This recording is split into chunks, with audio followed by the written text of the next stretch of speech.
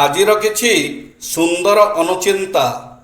ଜୀବନର ଚଲାପଥରେ କୌଣସି କାମ ଅସମ୍ଭବ ନୁହେଁ। ବାସ୍ ଟିକିଏ ଦୃଢ଼ ହୋଇ ଆଗକୁ ମାଡ଼ି ଚାଲନ୍ତୁ। ସବୁକିଛି ଠିକ୍ ହୋଇଯିବ। ଦୁଃଖରେ ଥାଇ ବି ଏଠି ହସିବାକୁ ପଡ଼ୁଛି, କାହିଁକି ନା ଏଠି ପ୍ରତ୍ୟେକଟି ମଣିଷ ଅନ୍ୟର ଦୁର୍ବଳତା ଖୋଜି ବୁଲୁଛି। ସବୁଦିନ ଖାଲି ହ୍ୱାଟ୍ସଆପ୍ ଆଉ ଫେସବୁକରେ ଷ୍ଟାଟସ୍ ବଦଳେଇ ଦେଲେ ଜୀବନ ବଦଳିଯିବ ନାହିଁ। ଜୀବନ ବଦଳାଇବାକୁ ହେଲେ ହୃଦୟରେ କେବଳ ଗୋଟିଏ ଷ୍ଟାଟସ୍ ରଖିବା ଯଥେଷ୍ଟ। ଏହା ନିରାଟ ସତ୍ୟ। ଯେଉଁଠି ଦୟା ଥାଏ ସେଇଠି ଧର୍ମ ଥାଏ। ଯେଉଁଠି ଲୋଭ ଥାଏ ସେଇଠି ପାପ ଥାଏ। ଯେଉଁଠି କ୍ରୋଧ ଥାଏ ସେଇଠି ସର୍ବନାଶ ହୋଇଥାଏ। ଆଉ ଯେଉଁଠି କ୍ଷମା ଥାଏ ସେଇଠି ନିଶ୍ଚୟ ଭଗବାନଙ୍କର ବାସ ଥାଏ। ତେଣୁ ସର୍ବଦା ନିଜର ଭୁଲକୁ ସ୍ୱୀକାର କରିବା ଶିଖନ୍ତୁ। ଭୁଲ ସ୍ୱୀକାର କରିଦେଲେ ଆପଣ କେବେ ଛୋଟ ହୋଇଯିବେନି, ବରଂ ଭୁଲଠାରୁ କିଛି ନୂତନ ଶିକ୍ଷା ଗ୍ରହଣ କରନ୍ତୁ, ଯାହା ଦ୍ୱାରା କି ସେଇ ଭୁଲ ଆଉ ଦ୍ୱିତୀୟ ଥର ଆପଣଙ୍କ ଦ୍ୱାରା ହେବ ନାହିଁ। ଗୋଟିଏ ପରିଚୟ ହଜାର ହଜାର ବନ୍ଧୁ ବନେଇ ଦେଇଥାଏ। ଗୋଟିଏ ହସ ହଜାର ହଜାର ଦୁଃଖକୁ ଭୁଲେଇ ଦେଇଥାଏ।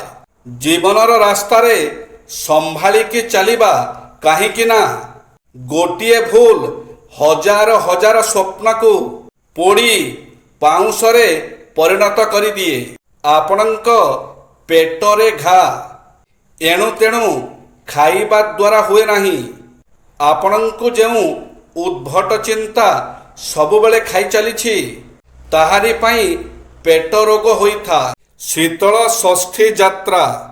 ଜ୍ୟେଷ୍ଠ ମାସର ଅସହ୍ୟ ଗ୍ରୀଷ୍ମ ପ୍ରବାହ ସମୟରେ ପାଳିତ ଶୀତଳ ଷଷ୍ଠୀ ଯାତ୍ରା ପ୍ରକୃତରେ ଭଗବାନ ଶିବ ଏବଂ ଦେବୀ ପାର୍ବତୀଙ୍କ ଅଲୌକିକତାର ଏକ ଅନନ୍ୟ ଲୋକନାଟକ।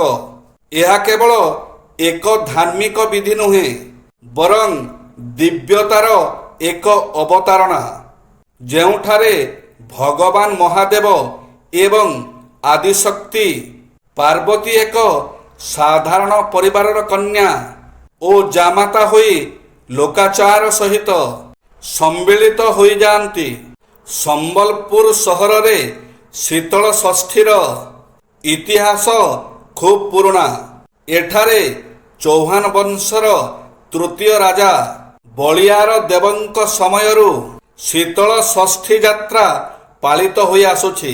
ଯାତ୍ରାର ପ୍ରାରମ୍ଭ କେବେଠୁ ଓ କେମିତି ହେଲା, ତାହାକୁ ନେଇ ଐତିହାସିକମାନଙ୍କ ମଧ୍ୟରେ ମତ ପାର୍ଥକ୍ୟ ଦେଖାଦିଏ।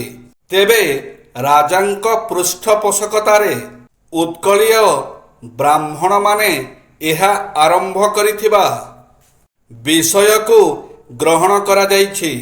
ଶିବ ପୂଜକ ଉତ୍କଳୀୟ ବ୍ରାହ୍ମଣମାନଙ୍କ ପରାମର୍ଶ କ୍ରମେ ଦୁର୍ଗ ମଧ୍ୟରେ ସୋମନାଥ ମନ୍ଦିର ପ୍ରତିଷ୍ଠା ହୋଇଥିବା ବେଳେ ସମ୍ଭବତଃ ପୁରୀରେ ଶିବ ବିବାହ ପରମ୍ପରାର ଅନୁକରଣରେ ଏଠାରେ ଶିବ ପାର୍ବତୀ ବିବାହ ଆରମ୍ଭ ହୋଇଥିବା କୁହାଯାଏ। ଶ୍ରୀ ଜଗନ୍ନାଥଙ୍କ ପ୍ରେମିକ ଭକ୍ତମାନଙ୍କ ମଧ୍ୟରେ ଶ୍ରୀ ଚୈତନ୍ୟ ଅନ୍ୟତମ।